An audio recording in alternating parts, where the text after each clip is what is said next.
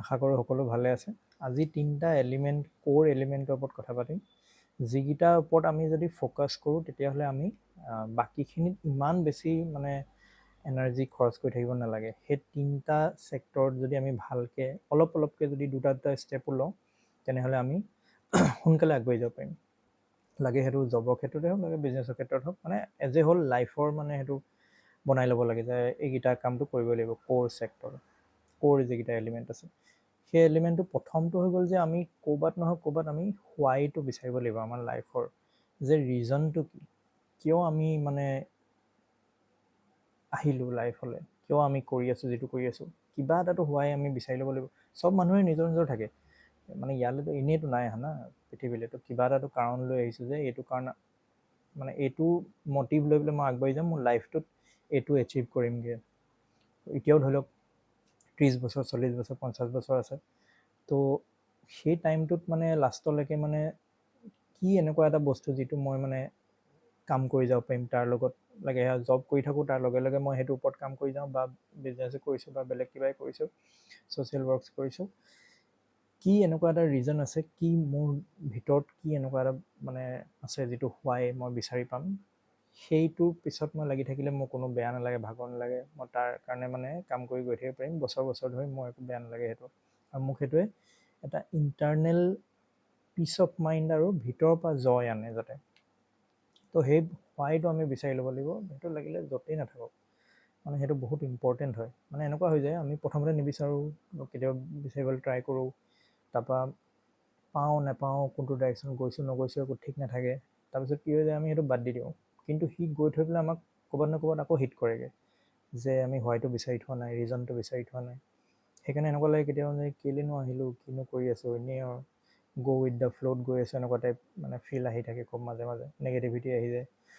তো সেইটো কাৰণে হোৱাইটো বা ৰিজনটো বিচাৰি লোৱাটো খুবেই প্ৰয়োজন, আৰু সেইটো যিমান সোনকালে পাৰি বিচাৰি ল'ব লাগে।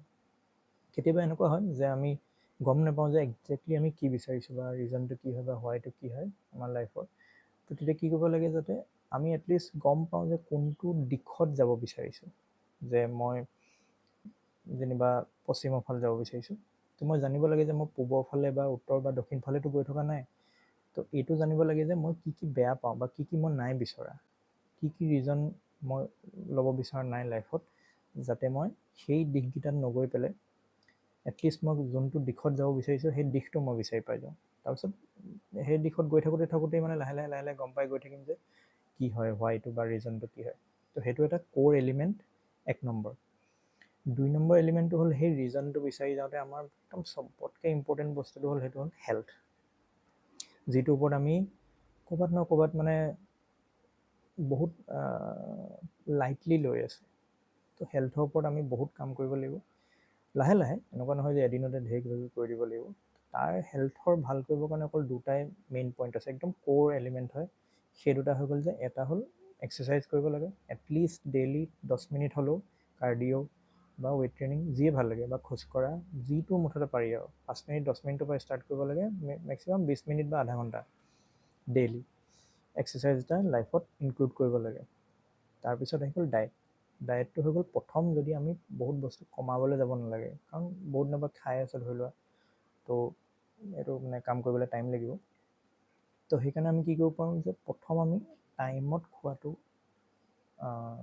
ইনক্লুড কৰিব লাগে, যে অ'কে ৰাতিপুৱা এইটো টাইমতে খাম, দুপৰীয়া এইটো টাইমতে খাম, গধূলি এইটো টাইমতে খাম। সেইটো যেতিয়া ফিক্স হৈ যাব, তাৰপিছত লাহে লাহে পৰ্চনটো কণ্ট্ৰল কৰিব লাগে। আগতে বোলে মই ভাত ইমানখিনি লওঁ, তো এতিয়া ভাতটো মানে অলপ তাতকৈ কমাই লওঁ।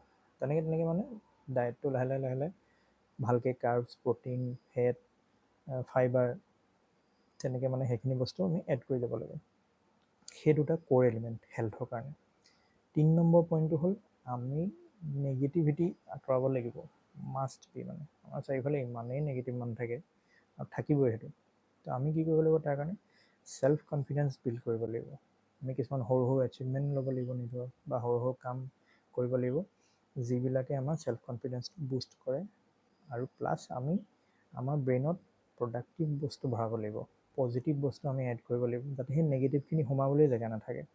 এনেকুৱা নহয় যে এই নিউজ চলি আছে কিবা অদৰকাৰী, যিবোৰ আমাক দৰকাৰো নাই, মোৰ লাইফত এইবোৰ কামতো নাহে, এনেই জাষ্ট ইনফৰমেশ্যনৰ কাৰণে আমি সেইটো বস্তু লৈ আছোঁ। তো সেইটো আমি বাদ দিব লাগিব, তাৰ জেগাত কিবা প্ৰডাক্টিভ নিউজ সোমাব লাগিব বা পজিটিভ নিউজ সোমাব লাগিব, যাতে আমাক সেই বস্তুটোৱে আমাক নেগেটিভিটিৰ পৰা আঁতৰাই ৰাখে।